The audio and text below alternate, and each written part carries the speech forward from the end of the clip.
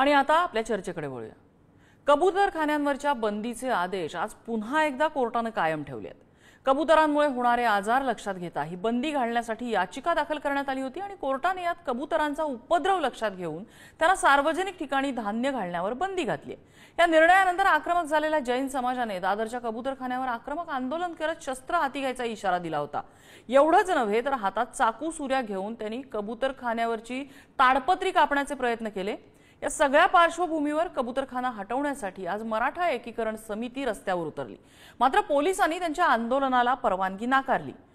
तरीही या समितीने आंदोलन केल्यामुळे कार्यकर्त्यांची मोठ्या संख्येने आज धरपकड झालेली आहे। आपण चर्चेकडे येणारच आहोत, मात्र देवेंद्र फडणवीस याच संदर्भात बोलतायत, बघूया।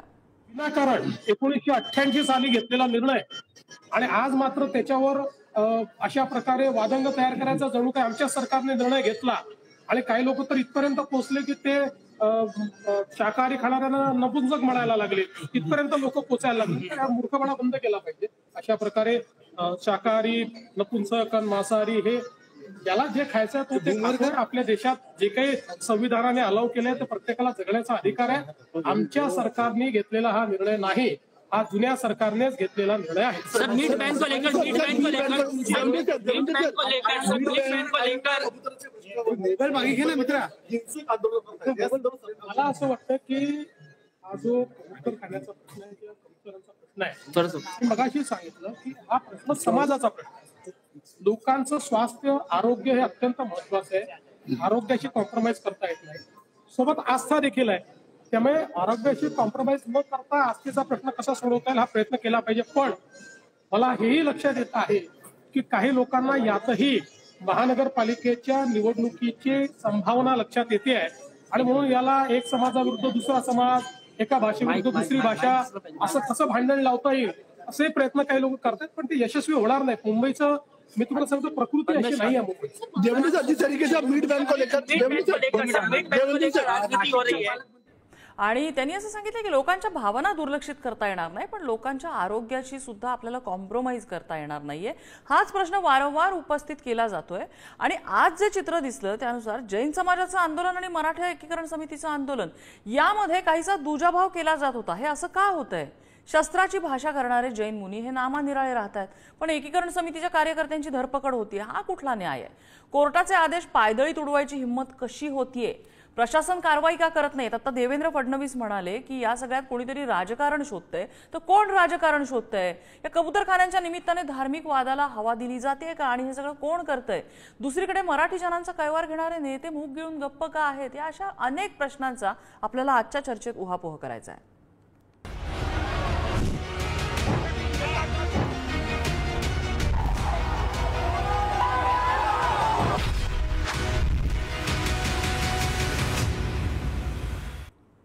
आणि याच संदर्भातल्या चर्चेत आपल्यासोबत सहभागी होत आहेत योगेश मोहन, जे उपाध्यक्ष आहेत मराठी एकीकरण समितीचे, पूरन दोशी जैन समाजाचे प्रतिनिधी म्हणून या चर्चेत सहभागी होत आहेत आणि सामाजिक कार्यकर्ते अंजली दमानिया आपल्यासोबत आहेत। मी सुरुवातीला मोहन यांच्याकडे जाईन। आज जे आंदोलन झालं असा आरोप होतोय की दुजाभाव प्रशासनाकडनं झाला। जैन समाजाच्या आंदोलनाला एक न्याय, मराठी एकीकरण समितीच्या आंदोलनाला एक न्याय। काय त्या ठिकाणी चित्र होतं, जो फरक तुम्हाला दिसला आणि तुमची मागणी काय आहे? नमस्कार, जय महाराष्ट्र। 100% इथे दुजाभाव केला जात आहे, कारण बोला, तुमचा आवाज पोहोचतोय, सलग बोला। रोजी जैन समाजाने जे आंदोलन केलं आणि रस्त्यावर मोर्चा काढून कोर्टाच्या आदेशाचं उल्लंघन करून सुऱ्या घेऊन त्यांनी ताडपत्री फाडली, कबुतरांना खायला घातले। कोर्टाच्या आदेशाचं उल्लंघन तर झालंच, परंतु त्यासोबतच आपले मराठी जे पोलीस बांधव भगिनी आहेत त्यांना धक्काबुक्की झाली। एवढी घटना घडल्यानंतर सुद्धा त्यांचा मोर्चा कुठेही पोलिसांनी अडवला नाही की त्यांना नोटिसा दिल्या नाहीत, त्यांना पोलीस ठाण्यामध्ये घेऊन गेलेले नाहीत। पण आज याच विरोधात मराठी एकीकरण समितीने मराठी नागरिकांनी एकत्रित येत याचा जाब पोलिसांना विचारण्याचे जेव्हा आवाहन केले, तर कालपासून पोलिसांनी समितीचे अध्यक्ष, शहर अध्यक्ष यांना नोटिसा पाठवल्या। आज तिथे गेल्यानंतर मराठी एकीकरण समितीचे पदाधिकारी तसेच मराठी नागरिक यांना पोलिसांनी अक्षरशः गाडींमध्ये भरून पोलीस चौकीत नेले. समितीचे अध्यक्ष यांच्या हाताला त्यात जखम झाली, हात पिरगळला. एक मराठी महिला पत्रकार, पुढारीच्या महिला पत्रकार होत्या, त्यांच्या पायावरनं गाडी गेली, त्या हॉस्पिटलमध्ये दाखल झाल्या. म्हणजे हा दुजाभाव नाही तर दुसरं काय म्हणावं. आपल्यासोबत पूरण दोशी आहेत. पूरण दोशीजी, आत्ताचं हे जे चित्र आहे, आज आता आंदोलन झालेलं आहे, अट्टाहास का? कबूतरखाने सुरू राहण्यासाठी अट्टाहास का? पब्लिक स्पेस मध्ये कबुतरांना खायला घालायचा अट्टाहास कशासाठी? तुमच्या घरामध्ये बर्ड फीडर लावा की.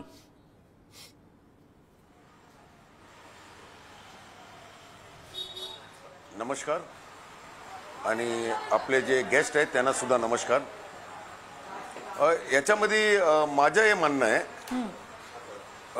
म्हणणं आहे की या प्रश्नाला जरा आपण थोडा आणखीन मोठा करून बघूया. बर, हे जे सर्व काही झालंय ते मानवला होणारे आरोग्यापासून वाचवायसाठी आहे किंवा कबूतरला हटवण्यासाठी आहे?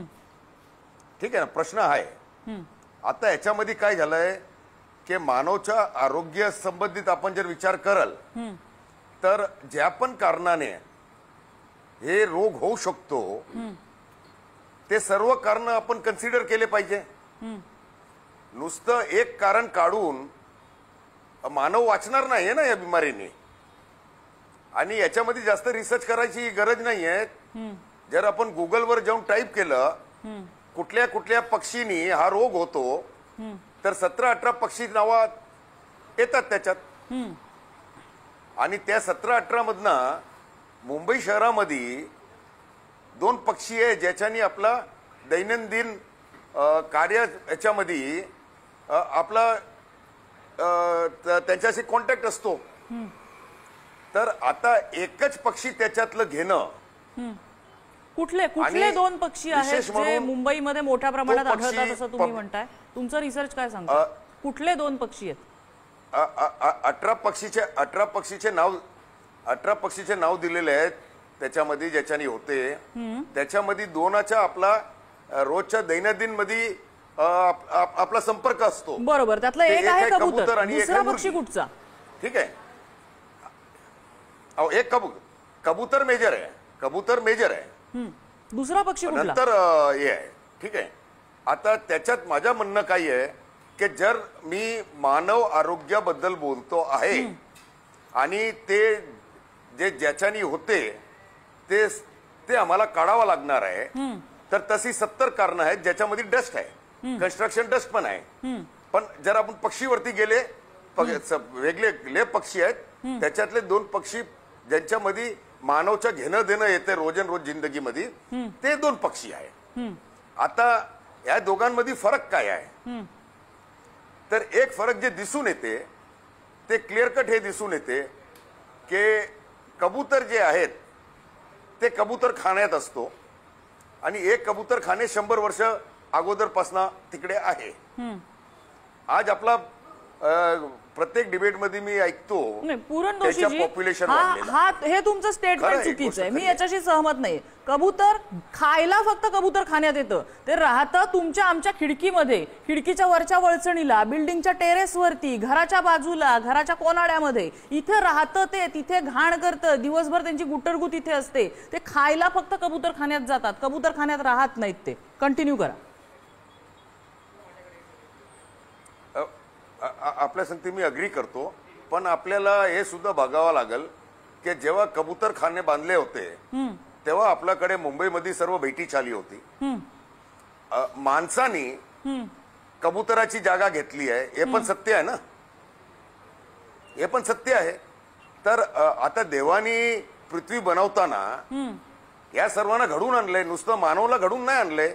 आपण मानव एक स्पीसी आहे जे आपण हुशार आहेत, आपल्याकडे जास्त समज असते आणि आपण सर्वांवरती जितके पण प्राणी आहेत त्या सर्वांवरती आपण कंट्रोल नियंत्रण करण्यात आपण सक्सेसफुल झालेलो आहेत over the years from the stone age. बर, ठीक आहे ना. ठीक आहे. तुमचा मुद्दा तर मला आता मला माझा त्याला प्रश्न तो धरूनच नाहीये. माझा एक माझा प्रश्न प्रश्न आहे. आहे त्याला धरूनच की- माझा एक प्रश्न आहे पूरण दोशीजी. तुम्ही म्हणता ब्रिटिशांच्या काळापासून कबूतरखाने आहेत. ब्रिटिशांच्या बोला ना, काळापासून बोला. इथं धान्य घातलं जातं. मान्य, इतिहास कबूतरखान्याचा सगळ्यांच्या समोर आहे. पण ब्रिटिशांच्या काळापासून अगदी 1 आण्याचं, 2 आण्याचं, अगदी अलीकडे 4 आण्याचं, 1 रुपयाचं असं चिमूटभर धान्य टाकलं जायचं. ब्रिटिश जाताना 5 किलो किंवा 10 किलोचं पोतं तिथं मोकळं करा असं सांगून गेले होते का? आज कबूतरखान्यामध्ये किती धान्याच्या राशी असतात आणि त्याच्यावरती किती लाख कबूतर दिवसभर खातात, घाण करतात, ती राहतात कुठे, हे सगळ्याचा आपण रिसर्च केलाय का? माझ्या पूरण ना, दोषीजींनी जे बिलकुल वक्तव्य केलं केलं पाहिजे. आहे निसर्गाचं असं आहे, आणि देवाचं, मानव जीवनाला याला जोडून मी एक गोष्ट बोलू इच्छितो. मानव मी योगेशजी मी येते आपल्याकडे, माझं तर हे त्याला मुद्दा म्हणणं पूर्ण आहे. करू दे. कबुतरांना योगेशजी मी माझ्या- आपल्याकडे, आपल्याला मी वेगळा वेळ देते. पूरण दोशींना त्यांचा मुद्दा माझ्या- पूर्ण करू दे. पूरण दोशी बोला. माझं हे मानणं आहे आणि मी एक ठामपणे म्हणतो आहे की सरकारने सर्व पावले उचलले पाहिजे ज्याच्यानी या रोगाला आपण कंट्रोल नियंत्रण करू शकतो. आता त्याच्यासाठी जे जे रिस्पॉन्सिबल असेल, जे जे कारणात्मक आहे, त्या सर्वांवर बंदी टाकली पाहिजे. तर ते मला मानता येणार किंवा लोकांना मानता येणार याच्यातला की सरकार मानवला असर नाही करणारे, जे असर करणारे आजार आहेत त्यांच्यासाठी हे सर्व बंदी टाकली. पण जर आपण 10 मधनं 9 कारण चालू ठेवणार आणि एकच कारण पकडणार तर मग सरकारने सांगितलं पाहिजे, ते बिमारीची आडमध्ये नाही गेलं पाहिजे किंवा मानवचं आरोग्य नाही म्हटलं पाहिजे. त्यांनी म्हटलं पाहिजे आम्हाला कबूतरची त्रास आहे, मानवला आरोग्यासाठी आम्ही काढतो ते नाही म्हटलं पाहिजे. ते चुकीचं आहे.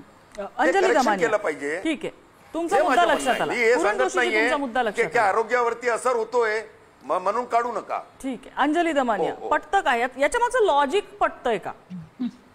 नाही, पूरण दोशीजींना मला अतिशय विनम्रपणे सांगायचंय की दादा, तुमच्याच समाजातले अतिशय चांगले पल्मनॉलॉजिस्ट, म्हणजे मी तुम्हाला नावं घेऊन सांगते, प्रशांत छाजेड आहेत, नंतर धीरज जैन आहेत, हे दोघंही टॉप पल्मनॉलॉजिस्ट आहेत. मला असं वाटतं की तुमच्या जैन मुनींची आणि या दोन्ही पल्मनॉलॉजिस्टची मीटिंग करून द्या आणि त्यांना समजवू दे की खरंच पिजन ड्रॉपिंग्सनी चेस्ट रिलेटेड इन्फेक्शन्स होतात की नाही. आता सगळ्यांना वाटेल की बाबा या अंजली दमानिया प्रत्येक गोष्टीत बोलणार का? तर मी 25 वर्ष डायग्नॉस्टिक सेंटर चालवलं, प्रोफेशननी मेडिकल टेक्नॉलॉजिस्ट आहे आणि मायक्रोबायोलॉजीवर माझा अभ्यास होता आणि इनफॅक्ट त्याच्यात मला सगळ्यात मोठं मेडल देखील मिळालं होतं. तर म्हणून मी तुम्हाला सांगते अतिशय विनम्रपणे की हिस्टोप्लाझ्मोसिस, क्रिप्टोकोकस इन्फेक्शन्स, तर जशी बॅक्टेरियल फंगल इन्फेक्शन्स ही पिजन ड्रॉपिंग्सनीच होतात. त्या व्यतिरिक्त आता बॅक्टेरियल इन्फेक्शन मध्ये सॅल्मोनेला म्हणा, इकोलाय म्हणा, यांनी सुद्धा इन्फेक्शन्स होतात चेस्ट रिलेटेड. एवढंच नाही, दमा होतो, ब्रीदिंग डिफिकल्टीज होतात, सीओपीडीचे जे पेशंट्स एक्झिस्टिंग असतात त्यांना त्याचा प्रचंड त्रास होतो. एवढंच नाही तर लंग फायब्रोसिस पर्यंत याची स्थिती जाते. म्हणून मी अतिशय विनम्रपणे तुम्हाला सांगते की तुम्ही इतर समाजाचं नका ऐकू, त्या KEMच्या पल्मनॉलॉजिस्टचं नका तुम्ही ऐकू, पण बर्ड ड्रॉपिंग्स त्यातल्या त्यात आता आपण पिजन बद्दल का बोलतोय? कारण हे पिजन आणि बॅट्स या दोन्ही गोष्टींमुळे होतं. आता बॅट मुंबईत इतक्या प्रमाणात नाही आहेत, पण पिजन हे प्रत्येक बिल्डिंग मध्ये, प्रत्येक, जसं आता म्हणाली नम्रता की प्रत्येक याच्यात त्याचे कानाकोपऱ्यात ते राहतात आणि सगळ्यांना ह्याचा खरंच खूप मोठ्या प्रमाणावर त्रास होतो. आता तुम्ही मला सांगा, जे दादरचा कबूतरखाना आहे तिथे आजूबाजूला जेवढी दुकानं आहेत, जेवढी लोक येतात, जेवढी लोक भाजी आणायला येतात, त्या प्रत्येकाला त्या श्वासोच्छवासात ते सगळं त्याचे जे स्पोर्स असतात ना ते त्यांच्या श्वासनलिकेत जातात आणि यांना हा त्रास भोगावा लागतो. हे फॅक्ट आहे दादा. आम्ही नाही म्हणत आहे की तुम्ही पक्ष्यांना खायला घालू नका, पण एकेका ठिकाणी जर आपण असं पक्ष्यांना खायला घातलं तर हे खरंच चुकीचं आहे.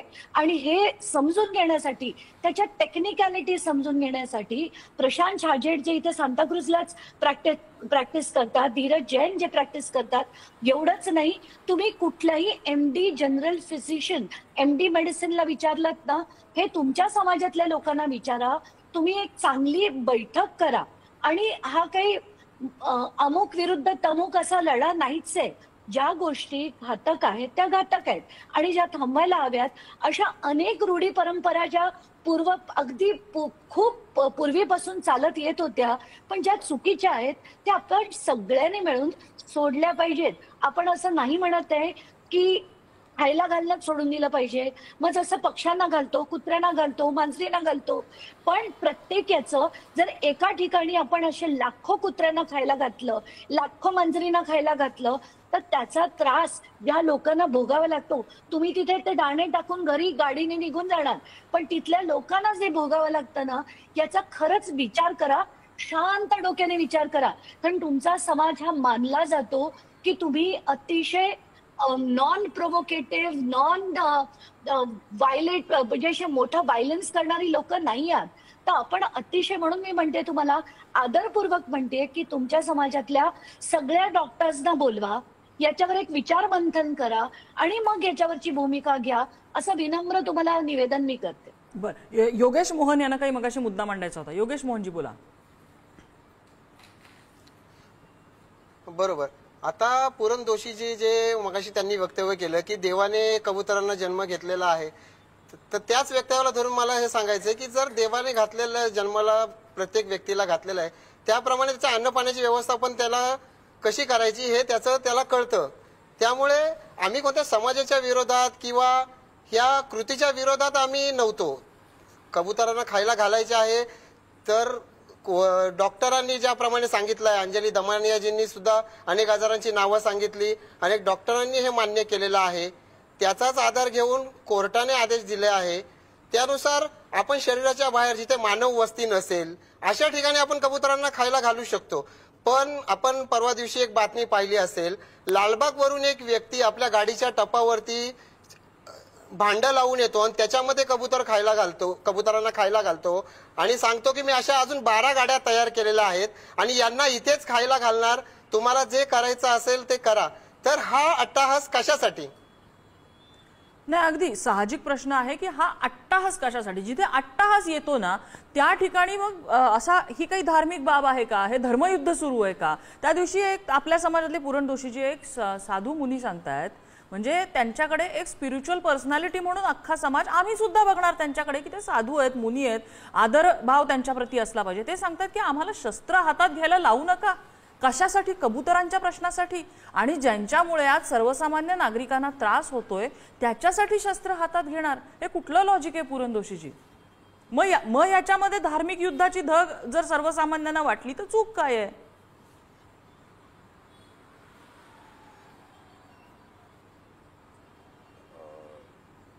उत्तर देऊ? हो हो, बोला, तुम्हालाच प्रश्न आहे हा. हॅलो. ओ ठीक आहे. तर मी अगोदर आमची ताई अंजलीजी यांच्याशी नम्र विनंती करतो की ते पल्मोनॉलॉजिस्ट सर्व ओळखीत आहेत, त्यांचे जवळचे लोक आहेत, त्यांच्याकडनं ते लिहून आवावं की मुर्गीनी हे होत नाही, विषय संपला. मी कुठे हे सांगत नाहीये, याच्यामध्ये धार्मिक दृष्टिकोन सांगत नाहीये. मी जे सायंटिफिक आहे, जे माझ्याकडे डॉक्युमेंट्स आहे रिसर्चचे, मी त्याच्या आधारावर बोलतोय. पहिली गोष्ट. दुसरी गोष्ट, त्रास वेगळा गोष्ट आहे, मानवच्या आरोग्यावर होणारा असर वेगळी गोष्ट आहे. तेच मी अगोदर सर्वांना संबोधित केलं की जर मानवच्या आरोग्यावर असर होतो याच्यासाठी आपल्याला काढायचं आहे तर ज्याच्यानी होतं ते सर्व काढायला पाहिजे. जर ते दुसरा त्रास आहे तर त्रास ते समजू शकतो मी, that is understandable. But then when you are making an allegation, when you are making a counter, when the government is saying that we are doing this to control the disease, to remove the disease, then all possible causes for the disease should be removed. Man should not be exposed to the condition. मानवला त्या वातावरण मध्ये नाही आणलं पाहिजे ज्याच्यानी त्याच्या आरोग्यावर असर होईल. हे सरकारची जबाबदारी आहे, महानगरपालिकाची जबाबदारी आहे. पण त्याच्यातलं 10 कारणांमधलं एक कारण तुम्ही काढणार आणि 9 कारण ठेवणार, याचा अर्थ सरळ होतो की तुम्हाला मानवच्या आरोग्याची नाही पडली आहे, तुम्हाला ते काढण्यामागेच्या तुमचा हेतू आणखी कुठला तरी आहे. हे माझं म्हणणं आहे मी कुठे याच्या धर्माचा आधार घेत नाहीये, मी कुठल्याही समाजाचा आधार घेत नाही. जरी मी जैन समाजाचा आहे, मी महानगरपालिकामध्ये 10 वर्ष काढली आहेत, त्याच्यातनं 8 वर्ष स्टँडिंग कमिटीला काढलेत. त्याच्यामध्ये मेडिकल स्कॅम एक्सपोज केलेलं आहे. केईएमच्या इंडस्ट्रियल ऑक्सिजन देत होते ते मी एक्सपोज केलेलं आहे. माझ्या रिपोर्ट्सवरनं 3 एकर कमिटी महाराष्ट्र सरकारला बसवायला लागली होती. म्हणून मला पुरणदोशीच्या छोट्याशा प्रश्नाचं उत्तर द्या. तुम्ही म्हणताय हे सगळं मान्य केलं की कबूतर हे एकमेव कारण नाहीये आणि कबुतरांना दाणे घातले पाहिजेत कारण तुमची धार्मिक भावना आहे. अग्रीड, मान्य आहे, तुमच्या धार्मिक भावनांचा पूर्ण आदर आहे. प्रश्न टाकले, माझा प्रश्न आहे, तुमच्या खिडकीत बर्ड फीडर लावा, तुमच्या खिडकीमध्ये एक मोठा फीडर ठेवा, तिथे कबुतरांना खायला घाला घराच्या खिडकीमध्ये. पब्लिक प्लेस मध्ये का घालायला पाहिजे? मी ऐकतो ना, मी सर्वांच्या ऐकतोय ना, मी हात जोडून विनंती करतोय, मी हात जोडून विनंती करतो. ताई मला बोलू द्या. ते आमचे जे भाऊ आहेत त्यांनी विचारलं की देवानी सर्व हे केलंय तर देवानी त्यांच्या खानपानचा बंदोबस्त केला होता. एकदम 100% गोष्ट आहे. पण मानव हुशार असल्यामुळे ते जे झाडं होती ते झाडं काढून तिकडे बिल्डिंग बांधली. नाहीतर प्रत्येक छालीमध्ये तुम्ही ज्या जे बैठक छाल आहे आजही तुम्हाला तिकडे झाडं भेटतील. त्याच्यावरनं ते निसर्ग झाडं लावली पाहिजेत ना. आता ते झाडं लावली पाहिजेत ना. चौकात खायला घालणं हा काय पॉइंट आहे? नम्रता, ठीक आहे, अंजलीताई बोला. मला फक्त एकच प्रश्न विचारायचा माझ्या हे कुठे म्हणणं नाहीये. ठीक आहे, मी दुसरा पॉइंटवर आहे. मुद्दा लक्षात माझ्या म्हणणं दुसरं आहे. जर तुम्हाला त्रास आहे तर मग हे सांगा की आम्ही आरोग्यासाठी नाही भांडते. आमच्या म्हणणं आहे ते पब्लिक प्लेस मध्ये त्यांनी जेवायला नाही टाकला पाहिजे. माझी वेळ संपत आली. अंजलीताई बोला. माणसाच्या मानवच्या आरोग्यावर असर येतो, त्याची आड घेऊ नका. ठीक आहे, अंजलीताई. त्याची आड कोणी घेत नाहीये. तुम्ही आड का घेता? तुम्ही आरोग्याची आड का घेता? माझं म्हणणं हे. एक मिनिट, आता अंजलीताईला बोलू दे. तुम्हाला मी वेळ दिला, पूर्ण वेळ दिला मी तुम्हाला. अंजलीताई बोला. जर आरोग्यासाठी करतायत, जर महाराष्ट्र सरकार मानवच्या आरोग्यासाठी करतात आहेत तर ते त्यांची जबाबदारी आहे की ज्या ज्या कारणाने ही बिमारी हायपर सेन्सिटिव्ह न्यूमोनॉटिस होते ते सर्व त्यांनी काढले पाहिजेत. आणि जे पण पल्मोनॉलिस्ट जर लिहून देत असेल की या फक्त या पक्षी. ठीक आहे, पुरणदोशीची त्याला मुद्दा मांडू दे. अंजलीताईंना मुद्दा मांडू दे. नाही, तुम्ही म्हणताय सगळी कारणं बंद करायची झाली ना, उद्या जर बिल्डिंग कन्स्ट्रक्शन बंद केले तर तुमच्या समाजामधले किती बिल्डर रस्त्यावरती येतील आणि सरकारची कॉलर धरतील याचा प्रश्न आपण विचार केला पाहिजे. त्यामुळे ह्या कारणाकडे आपण जाऊया नको. अंजलीताई बोला. आता तुम्ही प्लीज फॉर गॉड सेक माझा लुकआउट नाहीये, तो माझा लुकआउट नाहीये. मी महानगरपालिका मध्ये राहिलेला आहे. महानगरपालिकाची जबाबदारी आहे इकडे मुंबईमध्ये राहणारे यांचे आरोग्य संबंध. कसं आहे, पुरणदोशी त्यांचा माईक डाऊन करा. ते कुठलाही मुद्दा ऐकायला तयार नाहीयेत. अंजलीताई बोला. नाहीयेत तर तुम्हाला ऐकणं गरजेचं आहे. पुरणदोशीजी, हे 3 गोष्टींमुळे बर्ड ड्रॉपिंग ऑफ 3 थिंग्स, त्याच्यात पिजन सगळ्यात जास्त आहे, दुसऱ्या कोंबड्या आहेत आणि तिसरे बॅट्स आहेत. आता मुंबईत बॅट्स नाहीत, मुंबईत कोंबड्या रस्त्याला कोणी पाळत नाही किंवा त्यांना दाणे टाकत नाही. उरला मुद्दा पिजन्सचा, म्हणून पिजन्सवर म्हणजे कबुतरांवर ही कारवाई करण्यात आलेली आहे. तुम्हाला समजून घ्यायचं तर समजून घ्या. ज्या पोल्ट्रीज आहेत त्यांना कुठेही या परिसरात डायरेक्टली परमिशन मिळत नाही आणि जिथे जिथे असेल त्या प्रत्येक जणांना केज मध्ये ठेवून तिथे त्यांना खायला घातलं जातं. बाहेर जाऊ दिलं जात नाही. फक्त बाहेर फिरणारे एकच पक्षी आहेत ज्याच्यामुळे हा त्रास होतो, ती कबुतर आहेत. कोणालाही कबुतरांशी कुठचीही दुश्मनी नाहीये, पण त्यांनी होणारे आजार हे अमाप आहेत. प्रत्येक बिल्डिंग मध्ये त्यांचा त्रास आहे. प्रत्येक गाडीवर दिवसभर ते घाण करतात आणि याचा आरोग्याला त्रास आहे. म्हणून लोक नाही म्हणतात तुमच्या भावना तुमच्यापर्यंत ठेवा. तुमच्या घरात हवं असेल तुमच्या बिल्डिंगच्या लोकांना विचारा आणि तुमच्या टेरेसवर घाला खायला त्यांना. इतर ठिकाणी तुम्ही खायला घातलेलं लोक चालवून घेणार नाहीत. आता enough of non stop nonsense. सगळ्या लोकांना टेक्निकली तुम्ही समजावायचं असेल तर, नाही तर तुमच्याच समाजातल्या लोकांच्या डॉक्टर्सना तुम्ही भेटा आणि त्यांच्याकडनं खरी माहिती काय ती तुम्ही घ्या. नाही कसं आहे, आता पुरणदोशींनी जे सांगितलं की सगळी कारणं आहेत प्रदूषणाची ती बंद करा पहिले आणि मग कबुतरांच्या बाबतीत आपण विचार करू. असाच जर विचार करायचा झाला, बिल्डिंग कन्स्ट्रक्शन्स आहेत, इंडस्ट्री आहेत, मोठमोठ्या गोष्टी आहेत ज्या प्रदूषणाचं कारण ठरत आहेत. आपण कुठली गोष्ट बंद करायची आणि कुठली सुरू ठेवायची याचा एक वेटेज असतं काहीतरी. समाज म्हणून सुरू राहण्यासाठी आपल्याला सगळ्यात कमी उपद्रव ज्या गोष्टीचा असेल तिथून आपण सुरुवात केली पाहिजे आणि जी गोष्ट मानवाने स्वतःवर ओढवून घेतलेली आहे ती पहिली दूर केली पाहिजे. हे एक बेसिक लॉजिक असतं. हे लॉजिक का कुणाला समजून घ्यायचं नाही आणि मग त्या गोष्टीला जर विरोध झाला तर आमच्या धार्मिक भावनांना हात घातला जातो. ही कुठली भावना आहे? मग याच्यामध्ये धार्मिक युद्धाची धग आहे का? मग ते युद्ध कोण सुरू करतंय? कुणाचं पाठबळ या सगळ्याला आहे आणि कोण या बाबतीत मूग गिळून गप्प बसलेलं आहे? हे सगळ्यांना अगदी व्यवस्थित कळतंय आणि हे खरोखरच याच्यामध्ये कुठेतरी राजकारण आहे का हे मग शोधत जावं लागतंय. चर्चेसाठी सगळ्यांनी आपल्याला वेळ दिला, सगळ्यांचे आभार. आजचा धुळा इथेच थांबतोय.